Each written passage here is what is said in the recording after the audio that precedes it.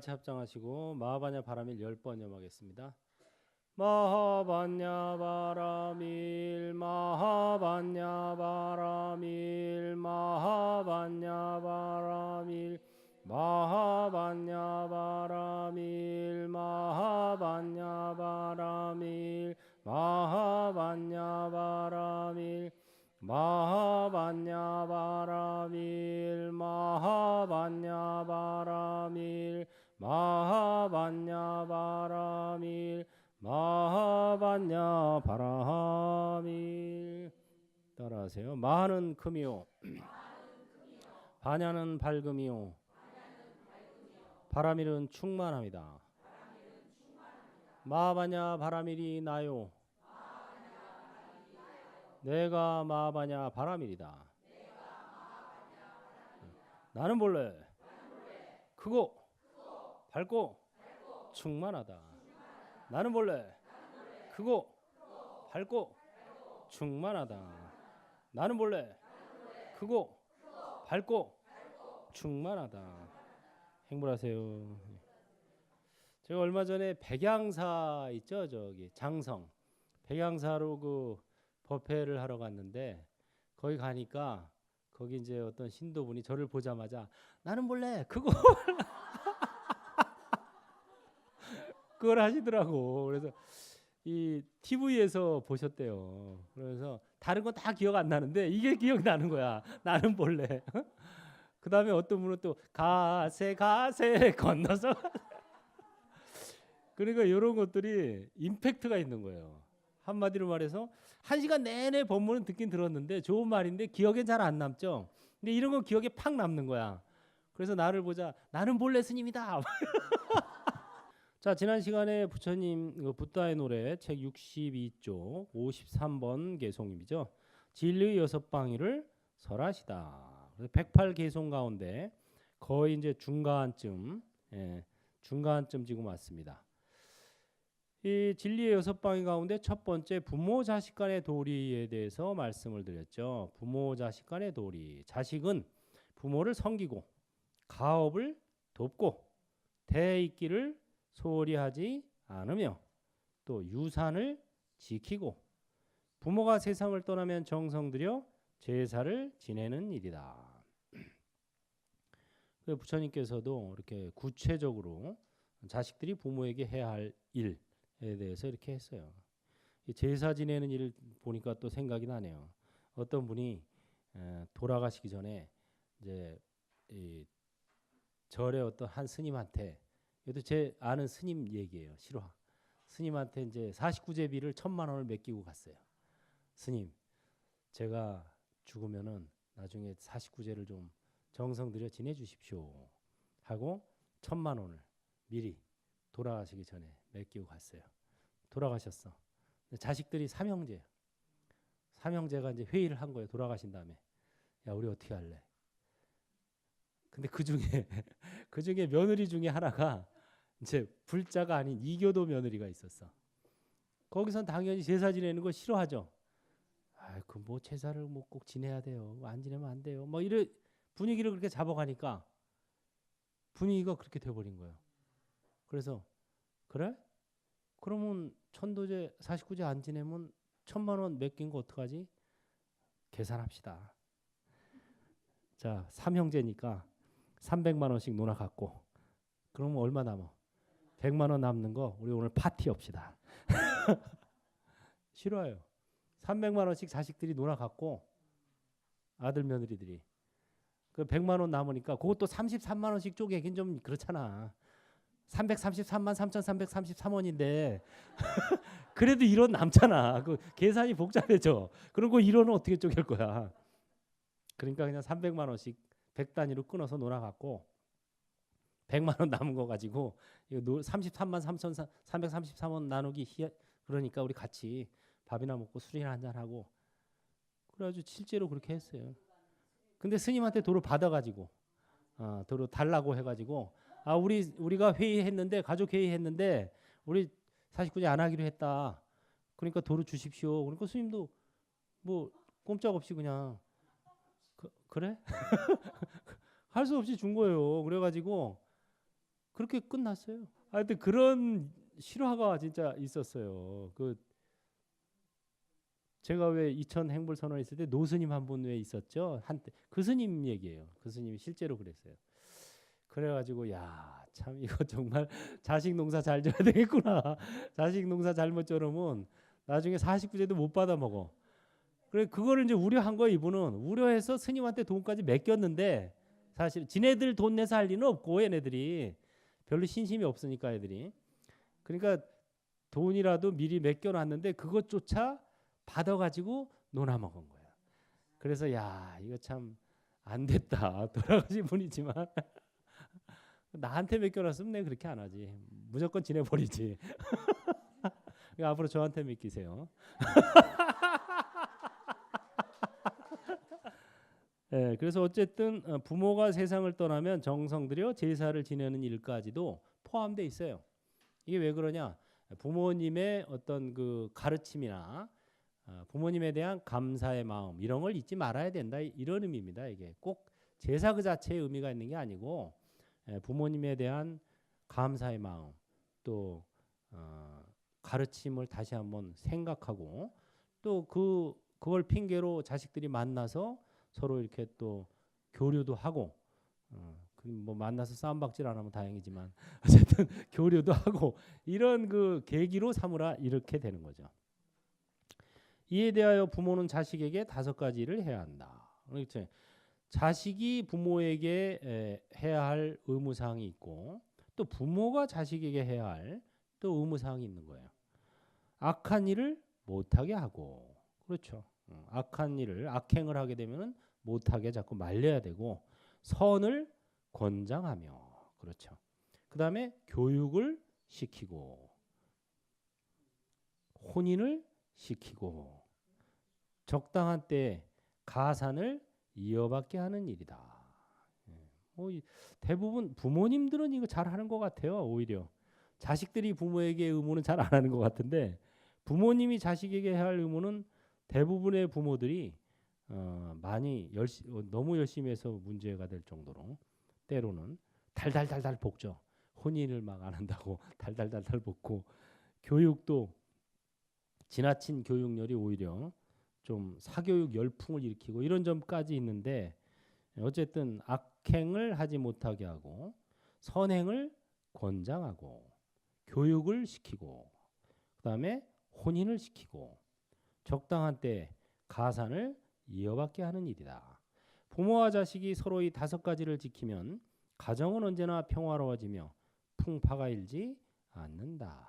그래서 이게 한쪽만 잘해서 되는 일이 아니고 사실은 이 서로 이런 사항들을 같이 지켜야 됩니다. 부모는 부모대로 자식은 자식대로. 그 다음에 2번째는 사제 간의 도리, 스승과 제자 간의 도리입니다. 먼저 독송하겠습니다. 다음에 남쪽에 해당하는 사제의 도리는 이러하다. 제자는 스승에 대하여 자리에서 일어서서 맞이하고 잘 받들고 스승의 명을 어기지 않고 공양하기를 게을리하지 않으며 공손하게 가르침을 받는 것이다. 스승도 제자 앞에서 스스로 행동을 바르게 하여 모범이 되어야 한다. 제자를 바르게 인도하고 자기가 배우고 얻은 지식을 남김없이 바르게 전수하고 좋은 방법으로 설하고 가르쳐서 제자를 자꾸 내세워 이름을 세상에 드러나게 하고 무슨 수단을 쓰더라도 제자가 나쁜 길에 들어가지 않게 지키고 보호해 주어야 한다. 이렇게 하면 사제 간의 관계가 원만해진다. 네, 스승과 제자 간에도 역시 서로 지켜야 할 그런 의무사항이 있는 거죠. 제자는 스승에 대하여 자리에서 일어서서 맞이한다. 네, 앉아 있다가도 벌떡 일어나서 스승이 오면은 자리를 양보하고 또 좋은 자리를 앉게 좋은 자리에 앉게 이렇게 안내를 해드리고 이렇게 해야 되죠. 그 다음에 잘 받들고 스승을 잘 받들어야 된다. 또 스승의 명을 어기지 않고 스승은 이렇게 하라 그랬는데 저렇게 가거나 저렇게 하라 그랬는데 이렇게 하거나 이렇게 하면 이제 어긋나게 되는 거죠. 또 공양하기를 게을리하지 않으며, 공양을 올리는 것을 게을리하지 않는다. 또 공손하게 가르침을 받는 것이다. 옛날에는 이제 뭐 스승의 그림자도 안 밟았다 그러죠. 스승의 날이 며칠 안 남았죠. 다음 주인가요? 예, 그래서 스승, 요새는 이제 스승은 없고 뭐 선생만 있다, 뭐 이렇게 얘기를 하는데, 정말 그 스승이 되기도 힘들고 또 스승을 잘 모시기도 어렵죠. 스승, 옛날에는 이제 그 인터넷이나 뭐 이런 게 없고 교통수단도 발달하지 않아서 그 스승 한 분의 가르침을 듣기 위해서 뭐 한 달을 걸어가고, 그래서 한 분 만나서 겨우 또 몇 마디 듣고, 또 뭐 3년을 시봉해서 겨우 법문 한 자락 얻어 듣고 뭐 이랬던 때가 있어요. 지금 뭐 인터넷만 들어가면 그냥 다 나오니까. 그런데 인터넷에서 받을 수 없는 가르침, 이런 게 이제 진정한 스승이 필요한 이유죠. 그것은 뭐냐? 모범이 되는 거죠. 제자들에게 모범이 되는 거. 그게 바로 이제 스승도 제자 앞에서 스스로 행동을 바르게 하여 모범이 되어야 한다. 인터넷에는 어떤 모범이나 이런 건 없죠. 그냥 이론적인 그런 가르침만 있을 뿐이죠. 또 제자를 바르게 인도하고 자기가 배우고 얻은 지식을 남김없이 바르게 전수하고, 자기가 배우고 얻은 지식을 남김없이 바르게 전수한다. 이것도 쉬운 일이 아니죠. 왜? 다 가르쳐줘도 될래나? 옛날에 그랬잖아요. 마지막 필살기는 안 가르쳐준다고. 무술을 가르쳐주는 스승도 필살기는 안 가르쳐준대요. 왜? 그거 가르쳐줬다가는 나중에 자기가 오히려 역전 당할까 두려워서. 그런데 제 경험에 의하면은 남김없이 가르쳐주는 게 발전의 원동력이 되더라고요. 그래야 자기가 또 발전을 해요. 자기가 가지고 있는 거를 다 이렇게 전수하고 가르쳐 주니까 나는 그 위에 거를 추구하게 되죠. 그러니까 점점 발전을 하는 거예요. 그래서 야, 이게 진짜 부처님 말씀이 맞구나. 자기가 배우고 얻은 지식을 남김없이 바르게 전수해야 됩니다. 아는 만큼 전하고 가진 만큼 베풀자. 전할수록 알게 되고 베풀수록 갖게 된다. 이게 봄으로 와닿더라고요. 처음에는 저도 좀 망설였어요. 우리 품계제도 하고 이럴 때 이제 5품, 6품, 7품, 8품 화두 주잖아요. 그거 답 가르쳐 주기 싫어요. 나는 어떻게 얻은 건데 30년을 뼈 빠지게 해서 30년을 뼈 빠지게 해서 겨우 얻은 건데 그거를 3분 만에 가르쳐 줄래니 이거 아깝지. 이거 가르쳐 줘도 되나? 이거 가르쳐 줘야 되나? 이런 생각이 문득 들었어요. 그런데 가르쳐 주는 게 좋더라고요. 가르쳐 줘도 다 얻어먹지도 못하더라고. 보니까 준다고 다 받아먹는 것도 아니고 자기 깜냥만큼 받더라고요. 그것도 역시 깜냥만큼 받아들일 뿐이고, 그나마 그런 거라도 그 정도라도 가르쳐 줘야 조금씩 진전이 있어요. 그리고 나도 진전을 하더라고요. 나도 진전을 하고. 하도 아까워서 이런 건 가르쳐 주면 안 되겠는데 이건 그러니까 그렇게 생각하고 있으면 관세음보살님이 뭐라 그러시는데, 너는 알아서 내가 해준 줄 아냐? 내가 아낌없이 베풀 때 관세음보살님도 나한테 아낌없이 베풀어 주시는 거예요. 그 생각을 해야 돼요. 내가 아끼면 관세음보살님도 아껴요. 그게 희한하대요. 그래서 여러분들도 남김없이 바르게 전수하고 이게 필요해요. 우리 지금 한국 불교계에서 나는 이게 필요하다고 봐요. 수많은 선지식들이 있고 스승들이 있고 선사들이 계시는데 좀 법에 인색한 게 아닌가. 평생을 똑같은 질문을 하고 한 번도 답을 안 가르쳐주고 제대로 그런 건 아닌가. 그래서 이 법이 정체되어 있는 건 아닌가. 이런 생각을 제가 많이 합니다. 그래서 저는 남김없이 바르게 전수하려고 합니다. 그걸 잘 여러분들이 활용하셔서 받아 드시기 바라겠습니다. 그것도 받아 먹는 사람이 받아 먹는 거지. 그래 이제 품계 제도를 우리는 하죠. 그래서 가르쳐 줄 수 있는 것도 이렇게 대중들을 앞에 놓고 가르쳐 줄 수 있는 건 한계가 있어요. 정말 깊은 얘기 또 정말 어떤 그 중요한 거는 1대1로 가르쳐 줘야 돼요. 왜? 그 중요한 답을 대중 앞에서 인터넷에서 이렇게 가르쳐 주면요. 이게 다 유포되잖아요, 요새는. 그러면 자기가 진정으로 몸으로 체험도 못하고 진정으로 모르면서 답만 아는 거예요. 컨닝한 거야, 이건 말 그대로.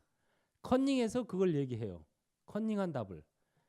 그러면 그것만 놓자면 맞지만 그럼 제가 다시 물어봅니다. 진짜 아는 건지 컨닝한 건지 자기가 체득한 건지 물어보면 컨닝이야. 그럼 내가 이거 아니다 그러면 성질 냅니다. 답 맞지 않냐? 그래서 제가 이거 이게 대중적으로는 가르쳐줘서는 안 되는 답들이 있구나.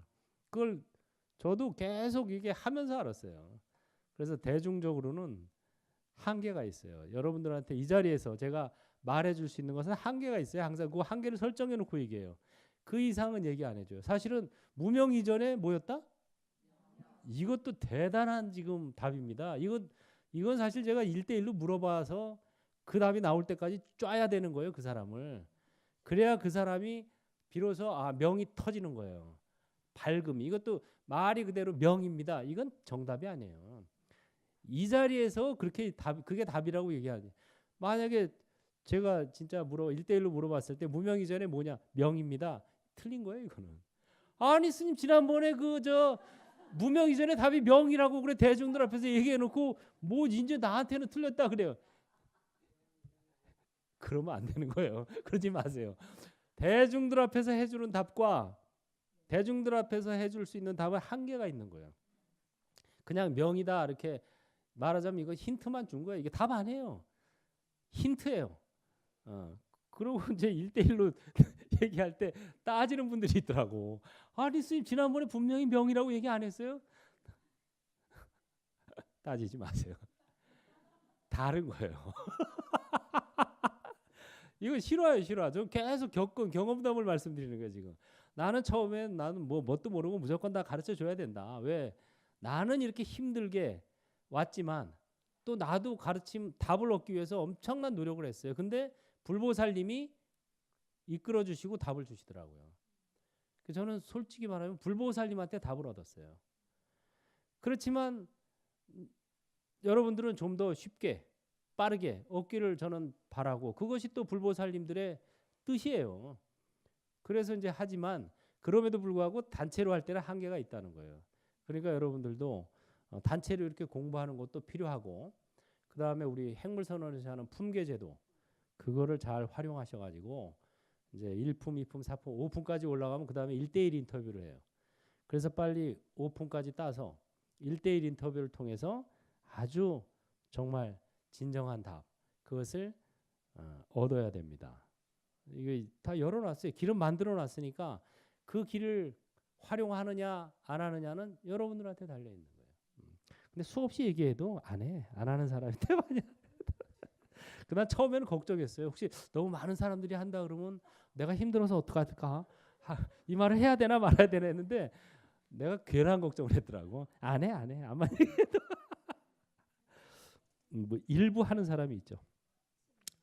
남김없이 바르게 전수하고 좋은 방법으로 설하고 가르쳐서 제자를 자꾸 내세워 이름을 세상에 드러나게 하고 그렇죠. 그래서 제자들이 이제 그럴 만한 쓸만한 또 내세울 만한 제자들이 생기면 자꾸 제자들을 이름을 드러나게 하면은 스승은 저절로 크는 거죠. 근데 어떤 스승은 자기만 내세우려고 제자들을 안 내세우고 자기만 자꾸 명성을 드러나고 하려고 하다 보면은 오히려 안 큰다. 육조해능 스님 같은 분이 대표적인 분이에요. 육조해능 스님은 본인이 드러내거나 뭐 명성을 드러내거나 내세우거나 이런 적이 한 번도 없어요. 그런데 제자들이 확 커버리니까 그냥 본인이 커져 버린 거예요. 제자들이 나중에 그것도 육조 해능 스님 당대에는 그렇게 번성하지도 않았어요. 돌아가시고 몇 대 지나서 마조 도일 뭐 여기 한 3, 4대 지나가서 제자들이 확 번성하면서 저절로 이제 육조 스님이 올라가게 된 거죠. 그렇게 이제 했다. 또 제자가 나쁜 길에 들어가지 않게 지키고 보호해 주어야 한다. 이거야말로 올바른 스승의 가르침이죠. 셋째, 부부간의 도리. 요것도 아주 중요합니다. 요거 먼저 읽겠습니다. 다음은 서쪽에 해당하는 부부간의 도리이다. 남편은 아내를 존중하고 예절을 갖추며 순결을 지키고 가정사를 맡기고 때때로 장신구를 선물해야 한다. 아내는 남편에게 존경심을 품고 예절을 갖추며 순결을 지키고 남편의 수입을 낭비하지 않고 친지들에게 잘 대해야 한다. 이렇게 본분을 지키면 가정이 화목해지고 다툼은 일어나지 않는다.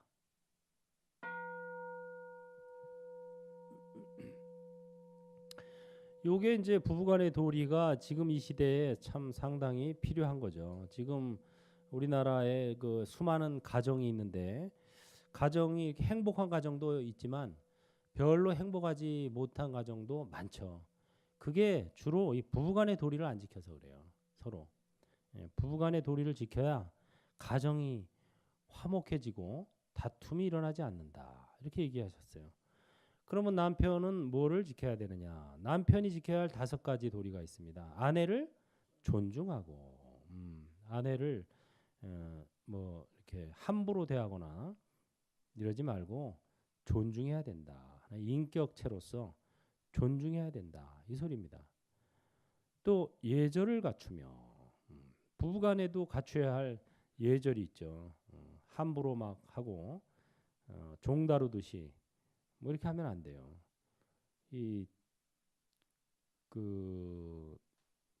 뭐 종 같은 아내를 좋아하는 남자들도 많지만, 근데 주인 같은 남편을 좋아하는 아내는 별로 없습니다. 본인들은 친구 같은 아내가 되기를 많이 바래요. 그러니까 자기를 친구처럼 대해주기를 바라지 종처럼 종을 부리듯이 그렇게 하면 안 됩니다. 또 순결을 지키고, 이거는 뭐 마찬가지죠. 부부간에 서로 부부 이외의 어떤 외도 이걸 해서는 안 되죠. 가정의 평화가 깨지게 되죠. 그 다음에 가정사를 맡기고, 그러죠. 가정의 시시콜콜한 뭐 이런 것까지 다 관여하고 시비하고 참견하다 보면 거기서 또 분란이 일게 되죠. 그래서 분업화가 잘 돼 있어야 기업이 발전하는 것처럼 가정도 역시 분업화가 돼 있어야 돼요. 그래서 가정사는 아내에게 맡기고, 또 요거 중요합니다. 때때로 장신구를 선물해야 된다. 요거 부처님이 이런 것까지 착안하셨어요. 여기서 말하는 장신구라는 것은 바로 목걸이, 반지, 무슨 뭐 폐물 이런 걸 얘기하는 거예요. 그래서 남편이 아내에게 해줘야 할 5가지 의무사항 가운데 요게 있어요. 여기다 밑줄 쫙 긋고 오늘 집에 가서 남편에게 보여주세요. 자, 부처님이 이렇게까지 얘기하셨다. 너 하고 있냐 지금? 제대로 좀 해라. 예, 때때로 장신구를 선물해야 한다. 이게 왜냐하면 이제 선물을 준다는 의미도 있지만 애정의 표현이죠. 남자들은 사실 뭐 이게 선물 장신구에 대해서 그렇게 큰 어떤 애착이나 의미를 부여하지 않습니다, 사실. 그런데 이제 여자들은 좀 다르더라고요. 그래서 이것을 이제 애정의 표현, 관심의 표현, 나에 대한 사랑의 척도 뭐 이렇게 삼더라고. 그러니까 이게 남자와 여자는 다른 거예요. 그거를 인정해 줘야 된다 이거예요. 여기 보니까 남자분들 몇 분 계신데 요거 장신구를 선물해야 됩니다. 때때로라는 것은 뭐냐? 뭐 생일 또는 뭐 결혼기념일 뭐 이런 때를 얘기하는 거예요. 그다음에 아내는 어떻게 해야 되느냐? 남편에게 존경심을 품고. 그렇죠. 일단 남자들은요. 자기를 존경해 주는 사람을 제일 좋아합니다. 존경해 주면은 자기가 좀 대단한 것 같거든요. 그러니까 좀 마음에 안 들어도 좀 마음에 안 들어도 좀 존경하는 그런 표현 이런 걸 굉장히 좋아해요. 그런 말이 있잖아요. 여자는 자기를 사랑해 주는 사람을 위해서 화장을 하고 남자는 자기를 인정해 주는 사람을 위해서 목숨을 바친다. 이런 말이 있잖아요. 남자는 인정해 주는 걸 굉장히 좋아해요. 자기를 인정해 주는 거. 그 왜 삼국지나 뭐 이런 거 보면 부하들이 막 목숨을 바쳐서 싸우잖아요. 자기를 인정해 주니까. 그래, 너 할 수 있을 거야. 가봐. 이 인정해 주면은 죽을 등 살 등 싸우는 거예요. 막 모가지가 잘려도. 그래서 이 남자들이 그 직장 생활을 열심히 하는 것도 인정받으려고 열심히 하는 거예요. 그래서 업무 시간 이외에도 막 술 대접도 하고 이러는 거는 인정받으려고 하는 거지. 어떻게 해서든 인정받으려고. 그래서 그 뭐 여자들은 사랑을 첫째로 친다면은 남자는 인정 받는 거를 첫째로 칩니다. 그래서 뭐 사람마다 장단점이 있겠지만은 일단 뭐 그 사람이 가지고 있는 장점이 있겠죠. 그런 것들을 인정하고 존중해주고 존경심을 품고 이게 굉장히 중요하고 그다음에 예절을 갖추며 이건 뭐 남녀 상호간에 서로 기본적인 그 예절을 갖춰야 돼요. 어떤 부부들은 그런 부부도 있대. 싸울 때 말싸움 할 때는 꼭 존댓말로 싸운대요. 그걸 미리 이제 사전 규약을 정해놓은 거예요. 우리 부부 싸움 할 때는 꼭 존댓말로 합시다. 존댓말로 하다 보면은 이 싸움이 진전이 안 돼요. 자, 어제 나한테 기분 나쁘게 말했지? 이러면 성질이 나잖아요. 어제 나한테 기분 나쁘게 말씀하셨죠? 네, 내가 그렇게 했습니다. 그렇게 하시면 되겠습니까? 그렇게 하면 안 되겠죠. 그러다 보면 저절로 이게 수그러지는데 이 부부 싸움이라는 게 말이 더 싸움을 크게 해주잖아요. 그렇게 하면 돼. 넌 잘했어. 네가 그러니까 그렇지. 뭐라고? 이러다 싸움이 점점 그 나중에 폭행까지 막 가고 이렇게 되는데 이 말 그 예절 싸울 때도 예절을 갖춰야 돼요. 그래서 제일 중요한 게 싸울 때 예절입니다. 우리 부부 싸움의 예절을 지금부터 정하자. 첫째, 존댓말을 쓴다. 아무리 성질이 나도. 둘째, 폭행을 하지 않는다. 이런 걸 딱 몇 가지만 정해놓고 살면은 살다 보면 뭐 싸움은 당연지사지 하게 되지. 서로 뜻이 안 맞죠. 어떻게 맞겠어요? 뭐 몇십 년을 따로 살다가 왔는데 그리고 생각이 다르고 사고 체계가 다른데 어떻게 맞겠어요? 안 맞는 거 당연한 거고 싸우는 것도 당연한 거예요. 다만 예절을 갖추고 싸워야 된다. 그래서 존댓말을 하자. 그래서 어쨌든 예절을 갖추고 순결을 지키고 여기까지는 똑같아요. 남자나 여자나 서로 상대방을 존중해주고 예절을 갖추고 순결을 지키고 여기까지는 기본입니다. 이건 뭐 남자건 여자건 남편이건 부인이건 다 지켜야 할 일이고 그 다음에 남자는 이제 가정사를 아내에게 맡기고 장신구를 선물해야 된다. 요 대목이었으면 여자는 남편의 수입을 낭비하지 않고 요거 중요합니다. 그 다음에 친지들에게 잘 대해야 한다. 요게 달라요. 두 가지가.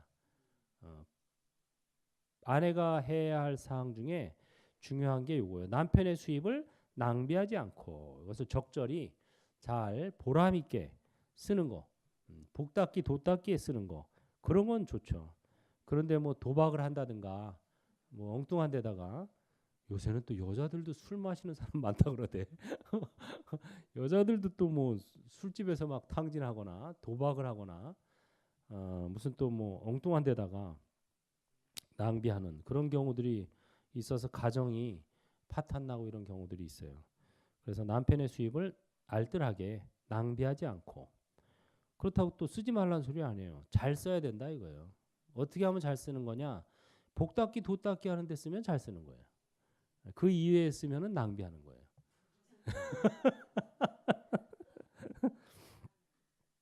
그 다음에 친지들에게 잘 돼야 한다. 요게 또 중요한 거예요. 그래서 남편에게만 잘하려고 그러지 말고 남편의 부모님, 형제 자매들에게 잘해야 된다 이 소리예요. 이게. 그러면 이 남자들은요 또 그런 근성이 있어요. 나한테는 좀 잘못해도 우리 부모한테 잘해? 이거 다시 보이는데? 오히려 더 좋아합니다. 예? 그게 또 남자와 여자 약간 또 그런 여자도 뭐 그런 거 있죠 사실은. 여자도 뭐 본인한테 좀 소홀히 했어도 자기 친정 부모한테 남편이 뭐 자기 모르게 잘해주고 이러면은 기분 좋죠. 그거 똑같네 진짜. 똑같은데 남자들은 좀 더해요. 그런 게 성향이. 그래서 이 남편의 여기 남편의 친지들에게 잘해야 된다 이 소리예요. 남편의 부모나 형제들에게 이렇게 잘 하면은 그게 이제 간접적으로 영향을 미치는 거죠. 그래서 우리 부인이 참 지혜롭구나 하고 이렇게 이제 인정을 해주게 됩니다. 그래서 이렇게 본문을 지키면 가정이 화목해지고 다툼은 일어나지 않는다. 그래서 제가 그 결혼식 주례를 몇 번 했는데 주례할 때 꼭 이거 제가 얘기해요. 5가지 사항. 남편이 아내에게 해줘야 할 5가지 사항.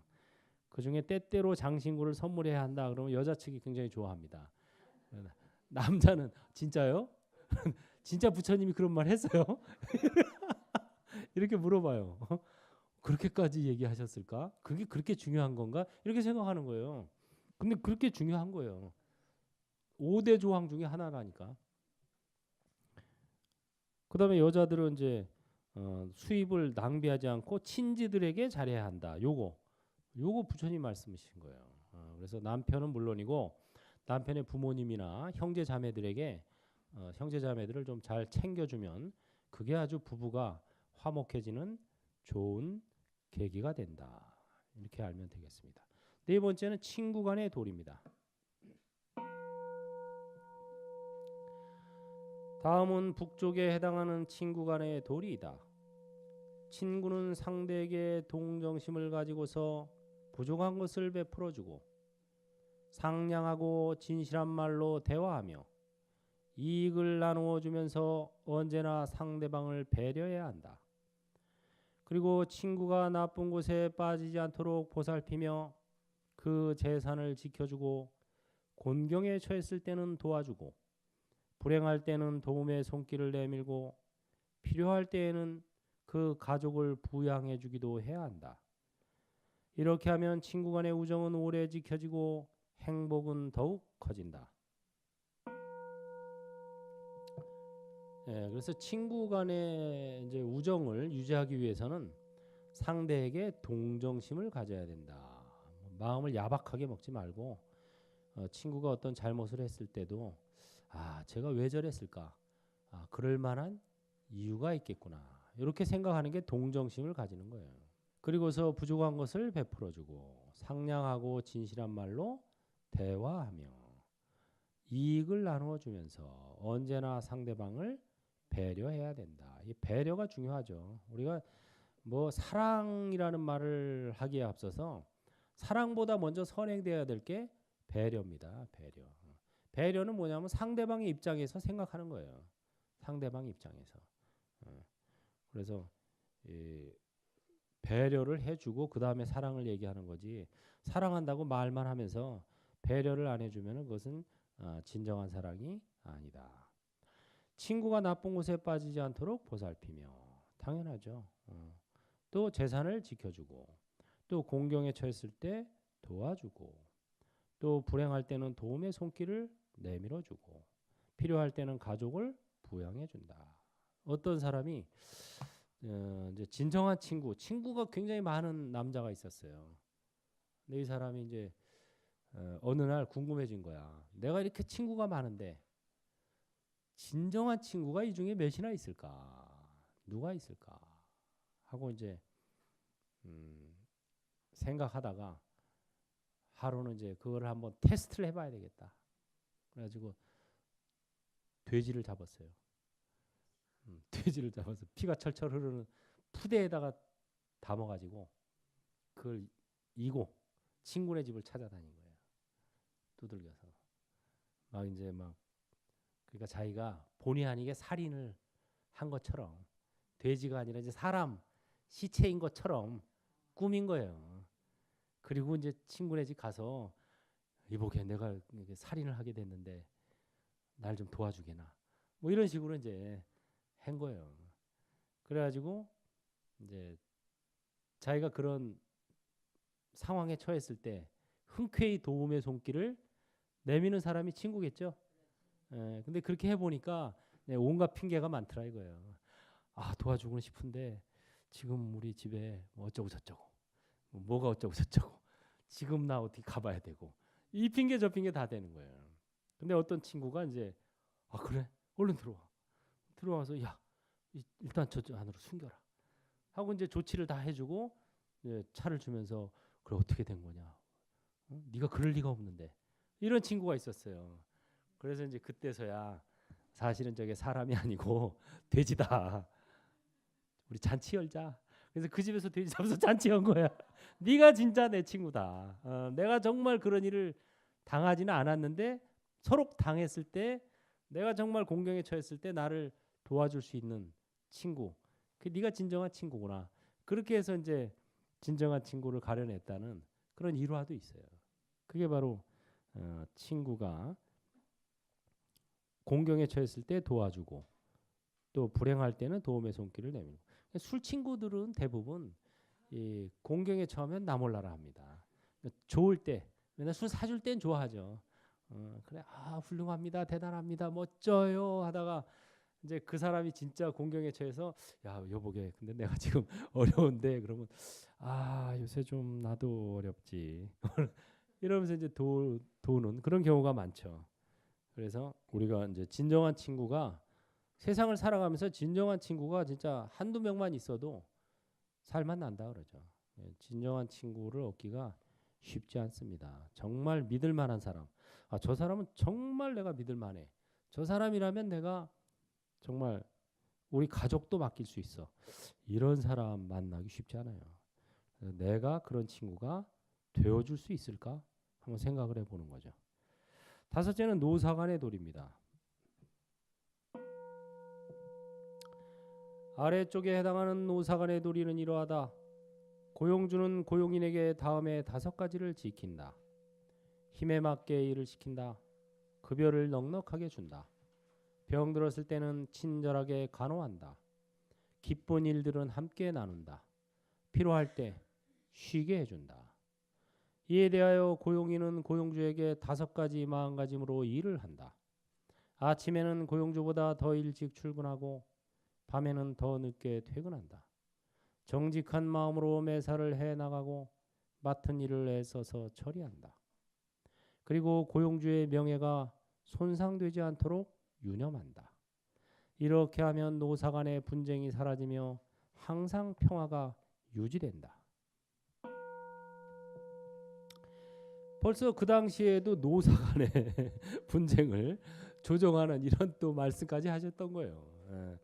요새 뭐 노사 관계가 상당히 화두로 쟁점화되어 있는데 이 5가지를 지키면 노사 간의 관계가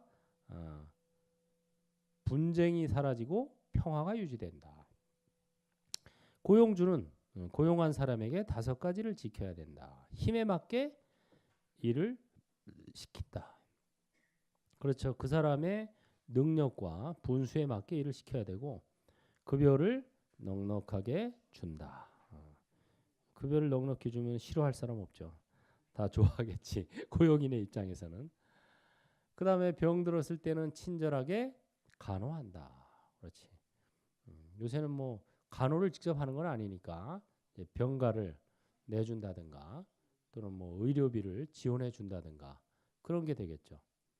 또 기쁜 일들은 함께 나눈다.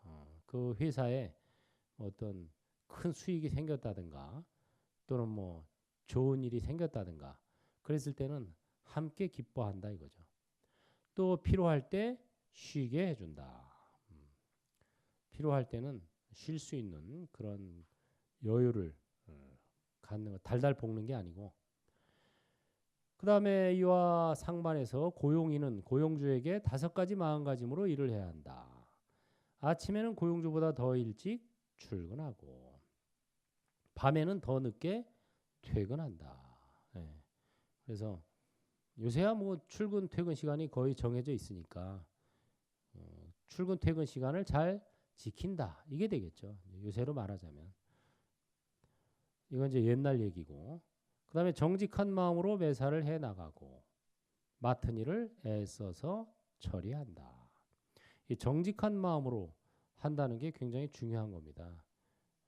앞과 뒤가 다르게 해버리면은 나중에 가서 일이 터지거든요. 그러니까 정직한 마음으로 꾸중을 듣더라도 정직하게 얘기하고 이래야 되는데 꾸중 들을 얘기는 아예 감춰버리고 칭찬받을 얘기만 하고 이러다 보면 이제 속으로 곪죠. 그래서 정직한 마음으로 매사를 해나가고 맡은 일은 애써 처리한다. 자기가 담당한 거는 철저히 처리하려고 노력을 해야 되죠. 그리고 중요한 거는 또 고용주의 명예가 손상되지 않도록 유념한다. 뒤에 가서 씹어대지 말라 이 소리예요. 근데 또 신기해. 또 이렇게 사장 욕하고 그러는 게 재밌어 또. 사원들은 저도 회사 다닐 때 보면은 저도 한 3년 했어요. 대기업에 입사해서 했는데 모이면은 상사 욕하는 게 또 이렇게 재밌어. 그 팀장 말이야 어쩌고 저쩌고 저쩌고 최고의 안주거리가 상사에 대해서 씹는 거야. 근데 그런 것을 되도록이면 삼가고 또 고용주의 명예가 이제 손상되는 그런 일들이 밖으로 흘러나가면은 안 된다 이거예요. 내부에서 지켜야 할 도리가 있고 또 밖으로 나가야 할 그런 정보가 있는데 안팎으로 그냥 그렇게 명예가 손상되도록 하게 되면은 고용주도 기분 나빠지지. 기분 나빠지면은 에라 니네도 서로 관계가 악화된다 이겁니다. 그래서 분쟁이 사라지고 평화가 유지되기 위해서는 이런 5가지 사항들을 서로 잘해야 된다 이거예요. 이거 보면은 항상 쌍방관계입니다.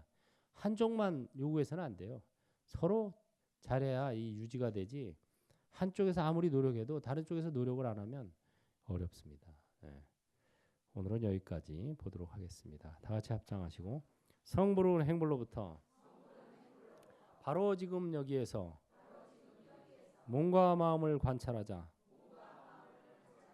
아는 만큼 전하고 가진 만큼 베풀자. 행불하세요. 수고했습니다.